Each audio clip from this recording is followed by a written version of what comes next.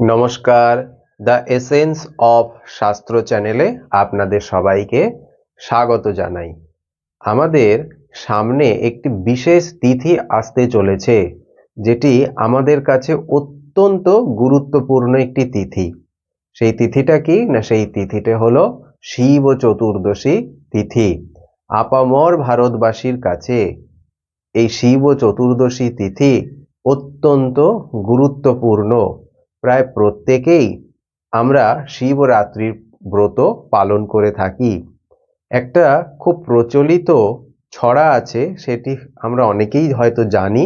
সেটি কি না, বার করো ব্রত করো, করো একাদশী, তার চেয়েও আরো বড় শিব চতুর্দশী। তাহলে বুঝতেই পারছেন যে শিব চতুর্দশীর এই যে তিথি, এই শিব চতুর্দশীর যে ব্রত, এর মাহাত্ম্যটা কোন জায়গায়। অর্থাৎ এটি অত্যন্ত একটি পুণ্য তিথি এবং এটি একটি বেশ বড় রকমের তিথি। এই শিবরাত্রির যে ব্রত, এটি অবশ্যই রাত্রিকালীন ব্রত, অর্থাৎ সন্ধ্যা থেকে ভোর পরের দিন ভোর হওয়া পর্যন্ত যে 4টি প্রহর, এই 4 প্রহরে শিবের পুজো আমরা করে থাকি। শিবরাত্রির ব্রত আবার একটু অনেকে কঠিন ব্রত বলেও মনে করেন, কারণ এই সময় অনেকেই নির্জলা থেকে, অর্থাৎ জল খান না, নির্জলা থেকে উপোস করে শিবের ব্রত করে থাকেন। আমি এখানে বলবো যার যেমন শারীরিক অবস্থা তিনি সেরকম ভাবে শিবের পুজো করবেন। শিব অল্পতেই তুষ্ট, সুতরাং শারীরিক অবস্থা বুঝেই ব্যবস্থা নেওয়া ভালো, পুজো পাঠ করা ভালো। অর্থাৎ শিবের ব্রত করতে গিয়ে উল্টে শরীর অসুস্থ হয়ে পড়লে সেটা মোটেও ভালো নয়। তাই আপনি আপনার শারীরিক অবস্থা বুঝে শিবের ব্রত করবেন এখানে। অর্থাৎ একেবারে নির্জলা থেকে একেবারে না খেয়ে শিবের পুজো করতে হবে এরকমটা নয়। আপনি যতটুকু আহারের প্রয়োজন আপনার শারীরিক অবস্থা বুঝে সেটি করেও শিবের পুজো করতে পারেন। আর যারা নির্জলা উপোস করতে পারবেন তাদের তো খুবই ভালো। উপোস করে নির্জলাভাবে যারা পুজো করতে পারবেন সেটা আরো ভালো। আজকের আমরা এই পর্বে আলোচনা করে নেব যে এই যে শিবরাত্রি ব্রত, এই শিবরাত্রি ব্রতটি কবে কখন হবে। 4টে যে প্রহর বললাম আমি, যে 4 প্রহরে শিবের পুজো হয়, এই 4 প্রহরে শিবের অভিষেকের জন্য বিশেষ 4টি দ্রব্যের কথা শাস্ত্রে বলা আছে এবং বিশেষ 4টি মন্ত্রের কথাও শাস্ত্রে বলা আছে, সেগুলো আলোচনা করে নেব। আর কি আলোচনা করব না, এই যে শিবরাত্রির যে ব্রত, এই ব্রত করতে গিয়ে আমরা অনেক সময় কিছু ভুল করে থাকি। সেই ভুলগুলো যাতে না হয় সেদিকে খেয়াল রাখতে হবে, সেটাও আলোচনা করে নেব। আর আলোচনা করে নেব যে এই যে শিবরাত্রি, এই দিন যে আমরা শিবের যে অভিষেক করে থাকি, বিশেষ কিছু দ্রব্যের কথা আমি আজকে বলে দেব, যেগুলি দিয়ে শিবের অভিষেক করলে আমরা আমাদের মনস্কামনা বা আমাদের যে কিছু সমস্যা আছে সেখান থেকে আমরা বেরিয়ে আসতে পারবো বা আমাদের মনস্কামনা আমরা পূরণ করে নিতে পারবো। আরেকটা বিশেষ কথা বলবো এখানে, যে এই যে শিবরাত্রি বা শিবের যে বিভিন্ন পুজো পাঠ আছে, বিশেষ করে কাম্য পুজো। কাম্য পুজো বলতে বিশেষ কিছু উদ্দেশ্য নিয়ে যে পুজো করা হয়ে থাকে তাকে কাম্য পুজো বলে। এই কাম্য পুজো করতে গেলে আমাদেরকে কিন্তু আগে জেনে নিতে হবে যে যেদিন আমরা এই ক্রিয়াটি করছি, অর্থাৎ যে তিথিতে আমরা এই কাম্য পুজো করব, সেই তিথিতে শিব কোথায় অবস্থান করছে তার উপর কিন্তু কাম্য পুজোর ফল, যে কাম্য পুজোর যে উদ্দেশ্য বা ফলাফল তা নির্ভর করে। এটাও আমি আজকে জানিয়ে দেব। আরেকটা বিশেষ ব্যাপার জানাবো, এই শিবরাত্রির ব্রত তো হয়ে গেল। এই শিবরাত্রির ব্রতের পর একটা পারণের টাইম থাকে, এই পারণটি আমাদের অবশ্যই করে নিতে হয়। সেই টাইমটা কখন সেটাও বলে দেব। আর এই শিবরাত্রি ব্রতের পরের দিন একটি বিশেষ কাজ করতে হয়, না হলে শিবরাত্রির যে ব্রত করেছেন তার ফল সম্পূর্ণরূপে কখনোই পাবেন না। সেই কাজটি কি সেটাও বলে নেব। তাহলে আমরা এবার ভিডিওটিকে বা এই আলোচনা পর্বটিকে শুরু করছি। হয়তো একটু ভিডিওটি একটু বড় হতে পারে, বলবো একটু ধৈর্য সহকারে দেখবেন, কারণ এতে আপনাদের অনেকগুলি বিষয় আপনারা জানতে পারবেন।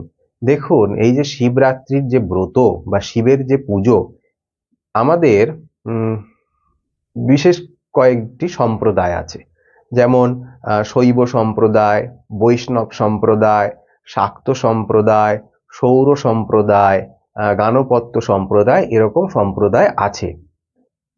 যে সম্প্রদায়েরই সাধক বা যে সম্প্রদায়ের আশ্রিত আমরা হই না কেন, শিব পুজো কিন্তু আমাদেরকে করতেই হয়। শিব হলেন পরম করুণাময়, অল্পতেই তিনি তুষ্ট, তাই তাকে ভোলানাথও বলা হয়, আশুতোষও বলা হয়। অল্পতেই তুষ্ট তাই আশুতোষ, তিনি আবার দেবাদিদেব মহাদেব। আমাদের প্রত্যেকের বাড়িতেই শিবলিঙ্গ থাকে।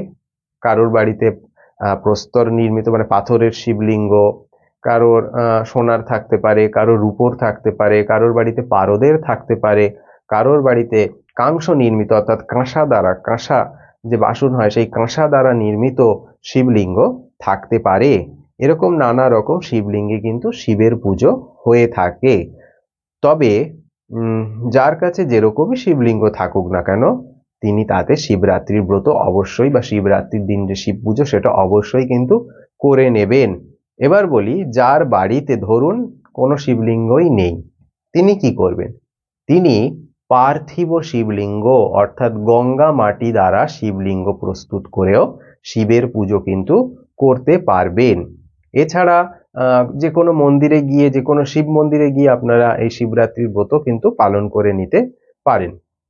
এবারে প্রথমেই বলে নিই, এই যে শিবরাত্রি 2025 শিবরাত্রি, এই শিবরাত্রিটি কবে পড়েছে? এই শিবরাত্রির সময় কখন?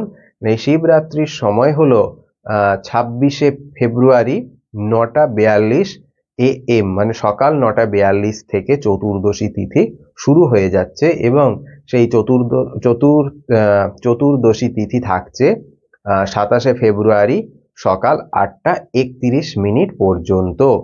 আর শিবরাত্রি যেহেতু রাত্রিকালীন ব্রত, শিবরাত্রি বলাই হচ্ছে যে শিবরাত্রি তিথি অর্থাৎ রাত্রিকালীন ব্রত, সুতরাং 26শে ফেব্রুয়ারি আমরা সন্ধ্যার পর থেকে 4 প্রহরে আমরা শিবের পুজো করে নেব। এবার বলবো, এই যে 4টি প্রহরের কথা বলছি, এবং এই 4 প্রহরে 4টি বিশেষ দ্রব্য দ্বারা কিন্তু শিবের অভিষেকের বিধান শাস্ত্রে দেওয়া আছে। এই 4টি প্রহরের এক একটি প্রহরে এক একটি দ্রব্য দ্বারা আমাদেরকে শিবের অভিষেক করে নিতে হবে। প্রথম প্রহর যেটা পড়ছে, প্রথম প্রহরে আমরা কি করব না, দুগ্ধ দ্বারা অর্থাৎ দুধ দিয়ে শিবের অভিষেক করব, এবং মন্ত্র কি বলবো? ওম হৌম, হয় ঔকার অনুস্বার, হৌম ঈশানায় নমঃ, ওম হৌম ঈশানায় নমঃ, এই মন্ত্র বলে শিবলিঙ্গের উপর দুধ অর্পণ করব। এই দুধ দ্বারা অর্পণের পর আমাদেরকে কিন্তু অবশ্যই একটা কাজ করে নিতে হবে, সেটা হলো এই দুধ অর্পণের পর অবশ্যই পরিষ্কার জল দিয়ে কিন্তু শিবের অভিষেক করে নিতে হবে, অর্থাৎ শিবলিঙ্গকে ধুয়ে দিতে হবে। দেওয়ার পর সেই শিবলিঙ্গের ওপর একটি সচন্দন বিল্বপত্র স্থাপন করতে হবে। আপনি আকন্দ ফুলের মালা, কলকে ফুল বা যে কোনো ধরনের শ্বেত পদ্ম মানে সাদা পদ্ম ফুল অত্যন্ত প্রিয় শিব ঠাকুরের, শিবের উপর অর্পণ করলেন, এবং নৈবেদ্য অবশ্যই দেবেন, একটি ফল দিতে পারেন, মিষ্টি দিতে পারেন, নৈবেদ্য দিলেন। দেওয়ার পর ঘিয়ের প্রদীপ অথবা কর্পূর জ্বালিয়ে আরতি করবেন, এবং অবশ্যই ধূপ দিয়ে আরতি করে নেবেন। এটা প্রত্যেকটা প্রহরের যে অভিষেক আছে সেই অভিষেকের পর কিন্তু এই কাজটি করে নিতে হবে। এই গেল প্রথম প্রহরের দুগ্ধ দ্বারা স্নান। এবার আসবো দ্বিতীয় প্রহর। দ্বিতীয় প্রহরে কি করবেন না, দ্বিতীয় প্রহরে দধি দ্বারা স্নানের কথা শাস্ত্রে বলা হয়েছে, অর্থাৎ দই দিয়ে শিবের অভিষেক করাবেন, এবং মন্ত্র বলবেন কি, ওম হৌম অঘোরায় নমঃ, ওম হৌম হয় ঔকার অনুস্বার, হৌম অঘোরায় নমঃ বলে শিবের উপর দই অর্পণ করবেন, দই দ্বারা শিবের অভিষেক করবেন। করার পর সেই একই নিয়মে পরিষ্কার জল দ্বারা শিবলিঙ্গকে ধুয়ে দেবেন, দিয়ে তার উপর সচন্দন বিল্লপত্র অর্থাৎ চন্দন মাখানো বেলপাতা শিবের উপর উপর করে দেবেন। আকন্দ ফুলের মালা হোক বা যে কোনো সাদা ফুলের মালা শিবের উপর অর্পণ করবেন, সাদা ফুল অর্পণ করবেন, নৈবেদ্য দেবেন এবং ধূপ এবং দীপ দ্বারা আরতি করবেন। এবার আসবো তৃতীয় প্রহর। তৃতীয় প্রহরে ঘৃত দ্বারা স্নানের বা ঘৃত দ্বারা অভিষেকের কথা বলা হয়েছে, অর্থাৎ ঘি দিয়ে, গরুর গাওয়া ঘি দিয়ে শিবলিঙ্গের অভিষেক করে নেবেন এবং মন্ত্র বলবেন ওম হৌম বাম দেবায় নমো। এই মন্ত্র বলে শিবের অভিষেক করবেন এবং পূর্বের নিয়ম মতোই পরিষ্কার জল দ্বারা শিবলিঙ্গকে ধুয়ে দেবেন, বেলপাতা দেবেন, ফুল দেবেন, ধূপ দীপ দেখাবেন এবং নৈবেদ্য দেবেন। এবার আসবো চতুর্থ প্রহর। চতুর্থ প্রহরে কি করবেন না, মধু দ্বারা শিবজির অভিষেক করবেন, মধু দ্বারা শিবের অভিষেক করে নেবেন এবং মন্ত্র বলবেন কি ওম হৌম সদ্যজাতায় নমঃ। এই মন্ত্র বলে ওম হৌম হয়ৌকার অনুস্বার সদ্যজাতায় নমঃ এই মন্ত্র বলে শিবলিঙ্গের উপর মধু দ্বারা শিবলিঙ্গের অভিষেক করবেন এবং শেষে পরিষ্কার জল দ্বারা শিবলিঙ্গ ধুয়ে দেবেন বা অভিষেক করবেন। করার পর সচন্দন ও বিল্লপত্র দেবেন, ফুলমালা দেবেন, ধূপ দীপ দেখাবেন, নৈবেদ্য দেবেন। এই গেল চার প্রহরে চার রকম দ্রব্য দ্বারা শিবজির বা মহাদেবের অভিষেকের কথা। এইবার চার প্রহরে শেষ হয়ে গেল আপনার শিবরাত্রির যে চারটে প্রহরে জল ঢালার যে কাজ সেটা শেষ হয়ে গেল। এই যে শিবরাত্রির যে চার প্রহরে জল ঢালার কাজ শেষ হয়ে গেল, এরপরে আপনাকে শিবজির কাছে বা শিবের কাছে বা বাবা মহাদেবের কাছে একটা প্রার্থনা করতে হবে। প্রার্থনাটা কি প্রার্থনা মন্ত্র? প্রার্থনা কি করবেন, বলবেন যে অবিঘ্নেন ব্রতং দেব তৎপ্রসাদন ময়ার্চিতম সমস্ত জগতাং নাথো ত্রৈলোক্যধীপতে হরো জন্ময়াদ্য কৃতং পুণ্যং তদ রুদ্রস্য নিবেদিতম তদ প্রসাদন ময়া দেব ব্রতমদ্য সমর্পিতম। এটি হলো প্রার্থনা মন্ত্র। মন্ত্রটা একটু ধীরে ধীরে বলে দিই। অবিঘ্নেন ব্রতং দেব তৎ প্রসাদন ময়া অর্চিতম ক্ষমস্ব জগতাং নাথ ত্রৈলোক্যধীপতে হরো জন্ময়াদ্য কৃতং পুণ্যং তদ রুদ্রস্য নিবেদিতম তৎ প্রসাদন ময়া দেব ব্রতম অদ্য সমর্পিতম। এই মন্ত্রটি বলে শিবজির কাছে প্রার্থনা করবেন। এই মন্ত্রের অর্থ কি? বলছে এই মন্ত্রের অর্থ হচ্ছে, হে প্রভু, তোমার কৃপায় আমার শিবরাত্রি ব্রত সমাপ্ত হলো, তুমি আমায় ক্ষমা করো। অর্থাৎ এই ব্রত করতে গিয়ে যা ভুল ত্রুটি আমি করেছি আমায় ক্ষমা করো। আমার যা কিছু পুণ্য কর্ম তোমায় সমর্পণ করলাম, তুমি আমার উপর প্রসন্ন হও।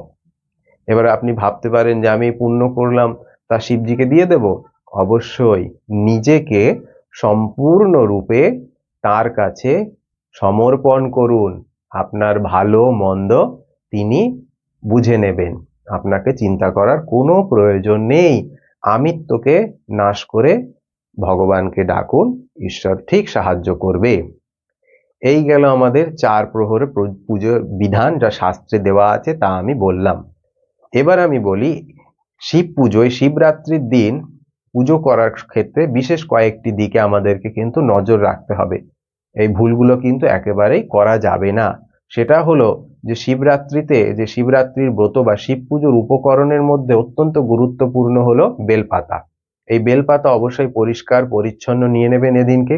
ত্রিপত্র অর্থাৎ 3টি পাতা থাকবে, এই ধরনের বেলপাতা দিয়েই কিন্তু শিবের পুজো করবেন।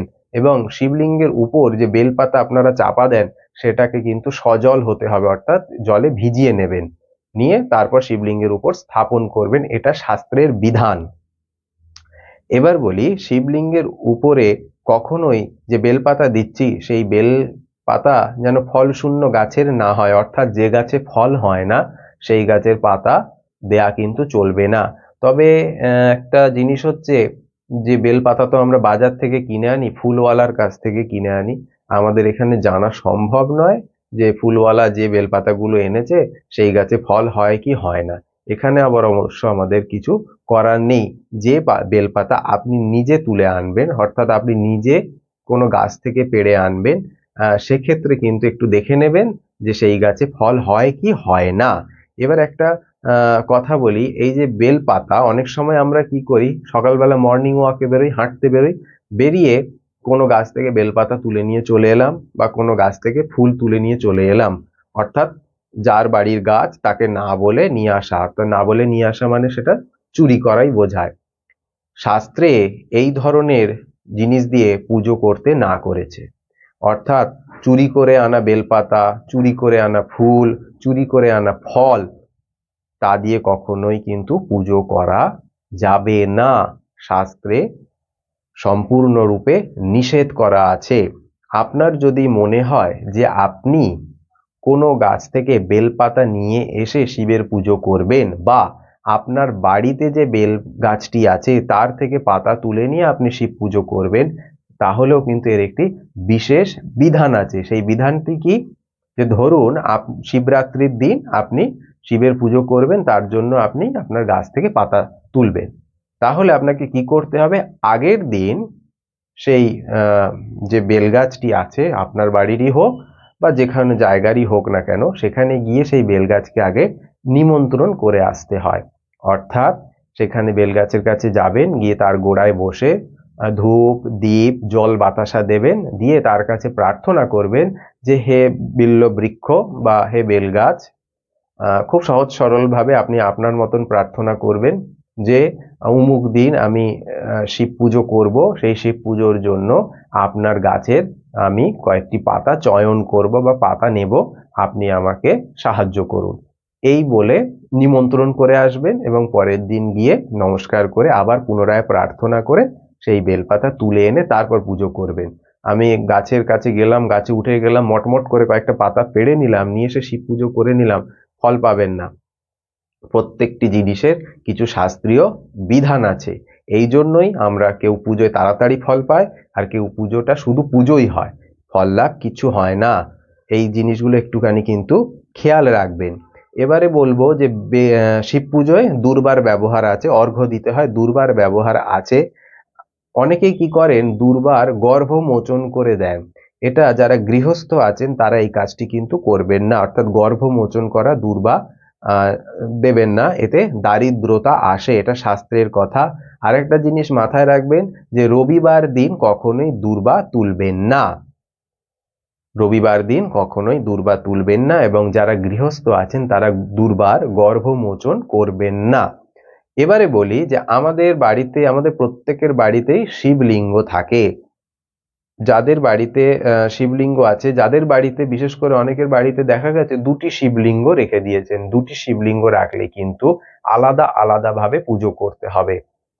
দুটি শিবলিঙ্গ রাখতে নেই, বা যে কোনো মূর্তি দুটি রাখতে নেই, তাহলে সেক্ষেত্রে কিন্তু আলাদা আলাদা ভাবে পুজো করতে হয়। এক্ষেত্রে আপনি তিনটি শিবলিঙ্গ যদি রেখে দেন তাহলে একটি পূজাতেই আহ সেই পূজা সম্পূর্ণ হবে, সেখানে তিনটে পুজো করার দরকার পড়ে না। কিন্তু যদি দুটো শিবলিঙ্গ থাকে তাহলে দুবার কিন্তু পুজো করতে হবে, তাই চেষ্টা করবেন একটি অথবা তিনটি অথবা পাঁচটি শিবলিঙ্গ রাখার বাড়িতে।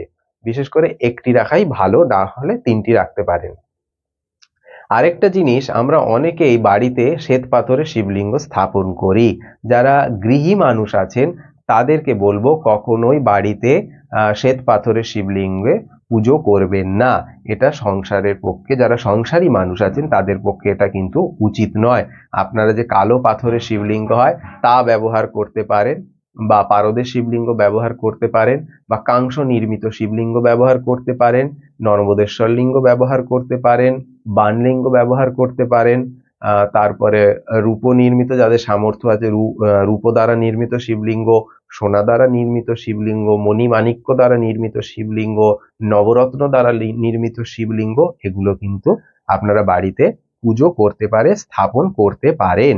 এবার বলি, আমাদের বাড়িতে যে শিবলিঙ্গ রাখি তা তো একটা পাত্রের ওপর স্থাপন করি, কখনোই পাথর বাটিতে কিন্তু শিবলিঙ্গকে স্থাপন করবেন না। অনেকেই আমরা তামার বাটিতে স্থাপন করি, এটা করতে পারেন, তবে শিবলিঙ্গ যদি কাঁসার পাত্রে অর্থাৎ কাংস পাত্রে যদি স্থাপন করতে পারি সেটি ভীষণ শুভ। আর সোনার উপর তো কোনো তুলনাই নেই, সোনার উপর পাত্রে স্থাপন করতেই পারেন।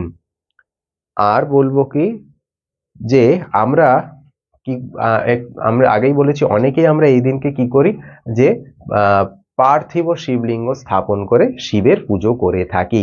এই যে পার্থিব শিবলিঙ্গ, এই শিবলিঙ্গকে কোথায় স্থাপন করবেন? কোনো একটা আধারের ওপর বা কোনো একটা পাত্রের উপর তো তাকে স্থাপন করতে হবে। তাই এই পার্থিব শিবলিঙ্গ অর্থাৎ গঙ্গা মাটি দ্বারা নির্মিত শিবলিঙ্গকে কোথায় স্থাপন করবেন? না, শাস্ত্রে বলছে বেলপাতার উপর, অর্থাৎ বেলপাতা এরকম চিৎ করে রাখলেন, তার উপরে শিবলিঙ্গকে স্থাপন করবার কথা কিন্তু শাস্ত্রে বলা আছে। এই বিষয়ে রুদ্রজামল কি বলছে?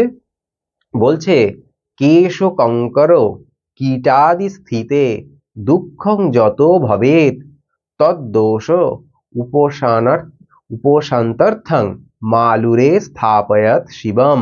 অর্থাৎ এর অর্থ কি যে মাটিটা দিয়ে, যে গঙ্গা মাটি দিয়ে আমরা শিবলিঙ্গটি তৈরি করছি, সেই মাটির মধ্যে কেশ থাকতে পারে, থাকতেই পারে, তার মধ্যে কিছু কাঁকরও থাকতে পারে, বা কোনো পোকাও সেই মাটির মধ্যে বাসা বেঁধে থাকতে পারে। হয়তো আমরা জানতে পারলাম না, সেই শিবলিঙ্গ গড়বার সময় তার ভেতরে সেই কেশ মানে চুল, কাঁকর বা কোনো পোকা কীট সেই মাটির মধ্যে থেকে গেল, শিবলিঙ্গর মধ্যে সেটা থেকে গেল। এইটা কিন্তু দোষযুক্ত হয়ে গেল। এই দোষকে আমি প্রশমন করব কি করে? কারণ আমি তো জানতে পারছি না যে সেই শিবলিঙ্গের ভেতরে কি ঢুকে গেল, কাঁকর ঢুকে থাকলো না কেশ ঢুকে থাকলো না কোনো কীট পতঙ্গ ঢুকে থাকলো, সেটা জানার উপায় নেই। হয়ে গেল মাটি দিয়ে গড়বার সময়, হয়ে যেতেই পারে, বা যে মাটিটা এনেছি তার মধ্যে এগুলো থাকতেই পারে। তখন শাস্ত্রকাররা বলছেন বা রুদ্রজামলে বলছেন যে বেলপাতার উপর যদি এই পার্থিব শিবলিঙ্গকে স্থাপন করা যায়, তাহলে এই যে কেশ কাঁকর কীট যুক্ত মাটির যে দোষ, সেই দোষ কিন্তু কেটে যায়। এই দিকটায় আমাদেরকে কিন্তু অবশ্যই খেয়াল রাখবেন। আর যারা শিব চতুর্দশীর ব্রত পালন করবেন তাদেরকে বলবো অবশ্যই আগের দিন কিন্তু নিরামিষ আহার করবেন। এই কয়েকটি জিনিস অবশ্যই খেয়াল রাখুন। অবশ্যই শিবরাত্রির ব্রত ফল সম্পূর্ণরূপেই আপনারা পাবেন। এবার আমি বলে নেব বিশেষ কিছু দ্রব্য দ্বারা শিবের অভিষেক করলে আমাদের কিছু মনস্কামনা আমরা পূরণ করে নিতে পারি।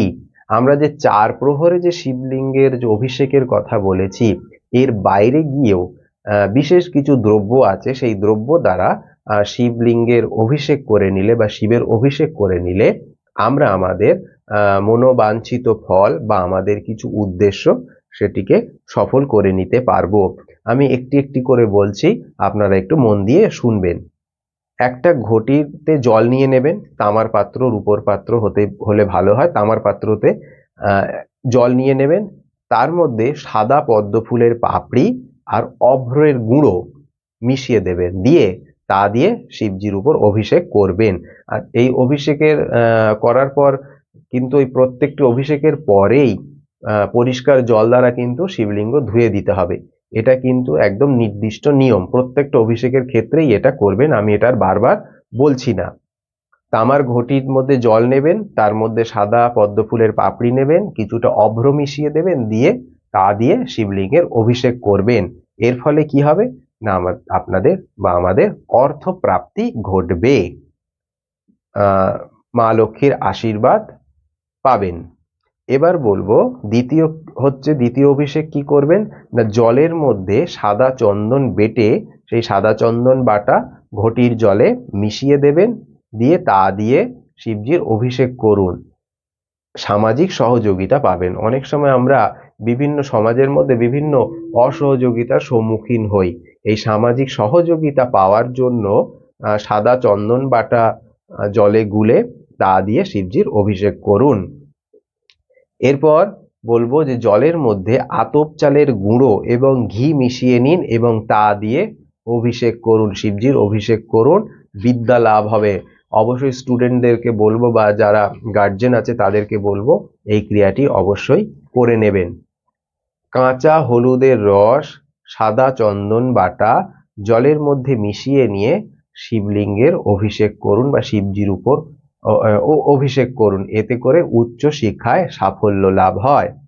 21টি দূর্বা নিয়ে নেবেন, নিয়ে তাকে তার থেকে রস নিয়ে নেবেন, সেই 21টি দূর্বার রস নিয়ে তা জলের মধ্যে মিশিয়ে নেবেন, তার সাথে একটু ঘি দেবেন, একটু মেটে সিঁদুর দেবেন, দিয়ে ভালো করে সেটাকে মিশিয়ে নেবেন এবং তা দিয়ে শিবজির অভিষেক করবেন, এতে করে মৃত্যু রোধ হয়, অকাল মৃত্যু রোধ হয়। এরপরে কি দিয়ে অভিষেক করবেন না, আতপ চাল বাটা বা আতপ চালের গুঁড়ো নিয়ে নেবেন, তার সাথে কাঁচা দুধ নিয়ে নেবেন, নিয়ে তা মিশিয়ে নিয়ে তা দিয়ে শিবজির অভিষেক করবেন, এতে করে পারিবারিক যে দুরবস্থা তা কেটে যাবে, শিবজির কৃপায় তা অবশ্যই কেটে যাবে। কালো জলের সাথে কালো তিল এবং সর্ষের তেল মিশিয়ে নিয়ে তা দিয়ে শিবজির অভিষেক করুন, শত্রু নাশ হবে। মুক্ত ভেজানো জলে শিবজির অভিষেক করুন, ভাগ্যোন্নতি ঘটবে। জলের সাথে জব মিশিয়ে অভিষেক করুন, সুখ প্রাপ্তি হবে। পঞ্চামৃত দ্বারা শিবজির অভিষেক করলে ধন সম্পদ বৃদ্ধি হয়। জলের মধ্যে টক দই মিশিয়ে শিবজির অভিষেক করুন, দুরারোগ্য ব্যাধি সেরে যাবে। গঙ্গার জলের মধ্যে 5টি ফুলযুক্ত লবঙ্গ, 5টি সাদা বাতাসা, 5টি কিশমিশ মিশিয়ে শিবজির অভিষেক করুন, মহাদেবের কৃপা অবশ্যই লাভ হবে। এই গেল বিশেষ কিছু অভিষেকের কথা আমি বললাম, যেগুলি করে নিলে আপনারা বিশেষ ফল লাভ করতে পারেন। এবার একটা বিষয় হলো যে আমরা অনেক সময় বিশেষ কিছু মনস্কামনা নিয়ে বা বিশেষ কিছু উদ্দেশ্য নিয়ে শিবজির পুজো করে থাকি বা শিবের পুজো করে থাকি, যাকে বলা হয় শাস্ত্রে যাকে বলছে যে কাম্য পুজো, অর্থাৎ বিশেষ কামনা নিয়ে যে পুজো করা হয় তাকে কাম্য পুজো বলে।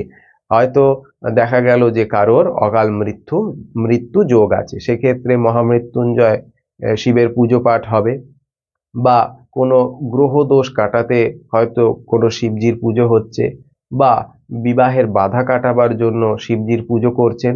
এই যে বিভিন্ন ধরনের কাম্য পুজো, এই কাম্য পুজো করার কিন্তু বিশেষ নিয়ম শাস্ত্রে বলছে। অর্থাৎ এই কাম্য পুজো করবার আগে আমাদের জেনে নিতে হবে যে যে তিথিতে আমরা এই ক্রিয়াটি করব, সেই তিথিতে শিব কোথায় অবস্থান করছে। শিবের অবস্থানের উপর নির্ভর করবে সেই পুজোর ফলাফল।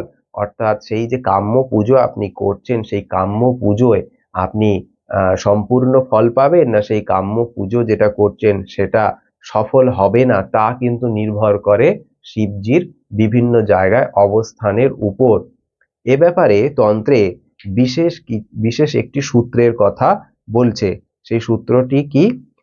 সেই সূত্রটি হচ্ছে তিথিশ্চ দ্বিগুণীকৃত্য পঞ্চভিশ্চ সমন্বিতাং সপ্তভিশ্চ হরেদ্ভাগং শিববাসং সমুদিদ্যসেত একেন বাস কৈলাসে দ্বিতীয় গৌরী সন্নিধৌ তৃতীয় বৃষভারূঢ় সভারঞ্চ চতুর্থকে পঞ্চমে ভোজনে চৈব ক্রীড়ায়াঞ্চ রসায়নে শ্মশানে সপ্তমে চৈব শিববাস প্রকীর্তিত কৈলাসে চ ভবেৎ সৌখ্যং গৌর্যাঞ্চ সুখ সম্পদ বৃষভ অভীষ্ট সিদ্ধি সৎসভা সন্তাপকারিণী ভোজনে চ ভবেৎ কার্যাং ক্রীড়া কার্য বিনাশিনী শ্মশানে চ ভবেন মৃত্যু ফলমেবং বিচারয়েৎ শিববাসো সমবিজ্ঞয় প্রবৃত্ত শিবকর্মসু ন তস্য ফলমাপ্নোতি সত্যং বর্ষ শতৈরপি। এর তাৎপর্য কি? এই যে সূত্রের কথা বলছে, এই সূত্রের তাৎপর্য কি? এই সূত্রের তাৎপর্য হচ্ছে যে নির্দিষ্ট দিনে বা যে তিথিতে আপনি শিব পুজো করছেন, সেই তিথি যে সংখ্যা, সেই সংখ্যাকে দ্বিগুণ করে নিতে হবে, নিয়ে তার সাথে 5 যোগ করতে হবে, ওই যোগফলকে 7 দিয়ে ভাগ করতে হবে। অর্থাৎ কিরকম? ধরুন আপনি এই চতুর্দশী তিথিতে একটি কাম্য পুজো করবেন, তাহলে এই চতুর্দশী তিথিকে দ্বিগুণ করে নিতে হবে। চতুর্দশী মানে 14, 14কে দ্বিগুণ করে নিন, কত হবে? 28। সেই 28কে আপনি কি করবেন না, সেই 28কে 28-এর সঙ্গে 5 যোগ করবেন।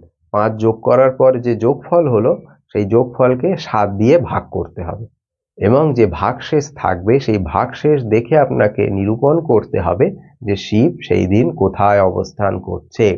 অর্থাৎ যে তিথি তাকে দ্বিগুণ করবেন, তার সাথে 5 যোগ করবেন, যোগ করার পর যে যোগফল বেরোবে তাকে 7 দিয়ে ভাগ করবেন, ভাগ করার পর যে ভাগশেষ বেরোবে তার উপর নির্ভর করছে যে শিব সেই তিথিতে কোথায় অবস্থান করছে।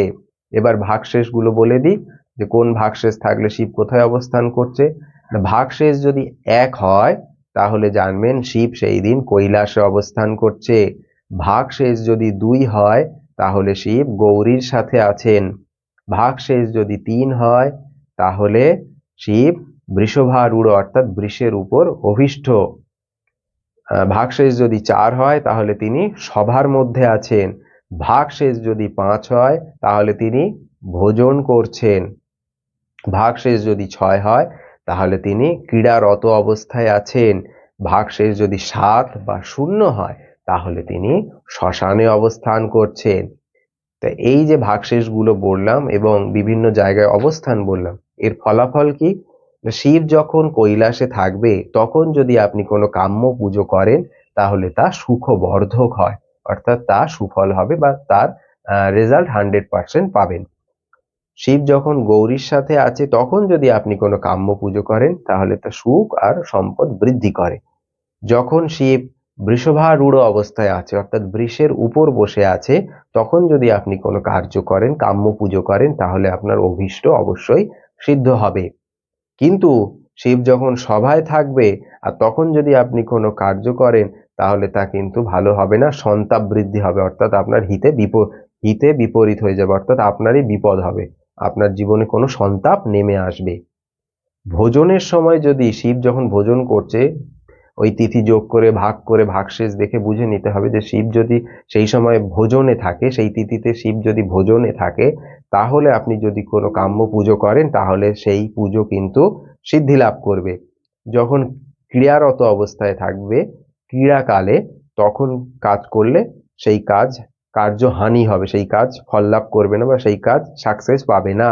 শ্মশানে যখন থাকবে সেই সময় কাজ করলে মৃত্যু হয়ে থাকে বা সেই কাজটা একেবারে নিষ্ফল হবে, সেই কাজের কোনো ফলাফল পাবেন না। এই সব বিচার করে কিন্তু শিবের যে কোনো কাম্য পুজো করতে হবে।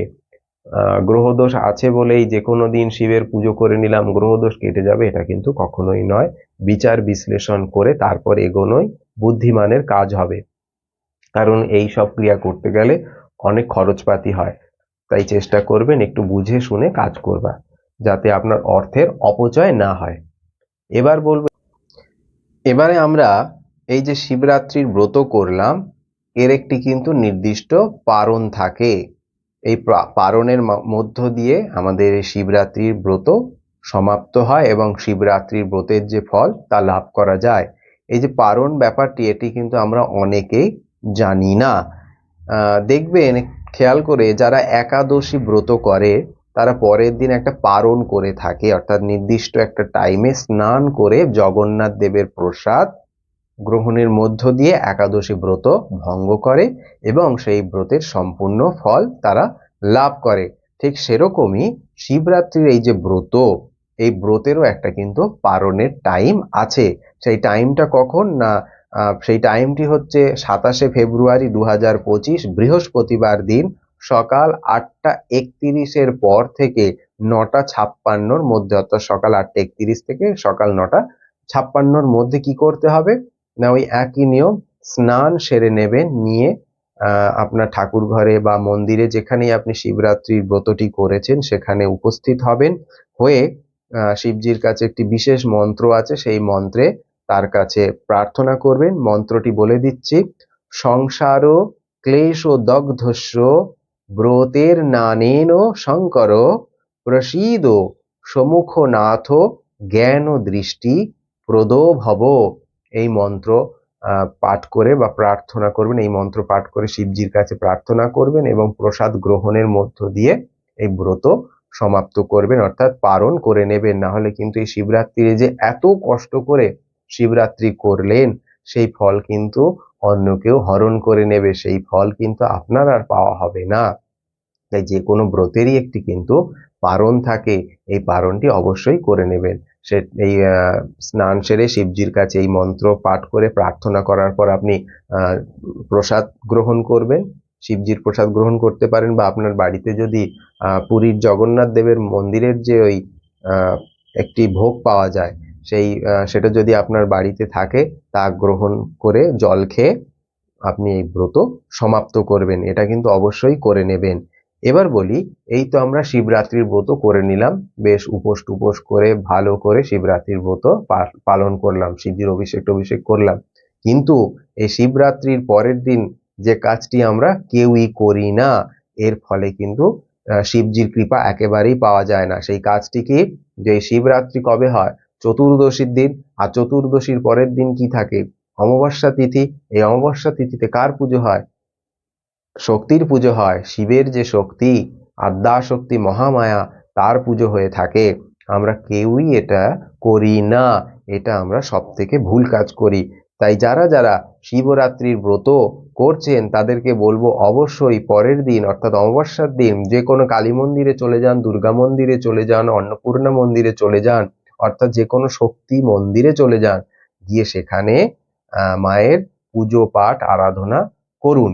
এর ফলে শিবরাত্রি যে ব্রত, তার যে সম্পূর্ণ ফল, সেটি কিন্তু আপনারা লাভ করবেন। আজকে এই পর্যন্তই থাক, আবার অন্যদিন অন্য কিছু নিয়ে আলোচনা করব।